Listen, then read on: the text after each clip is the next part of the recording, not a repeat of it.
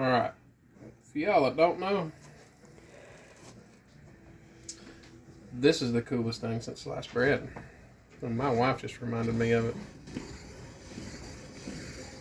Give it the old spinneroo.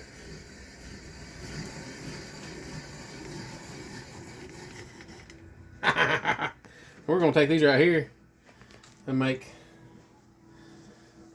fried potato noodle thingies. But I forgot we even had that. And some of them, the potatoes that are oblong. You just do that right there. And there you have it. Just like that. And this will do apple cores and all kinds of other stuff. Mounts right on your countertop. Y'all have a good one.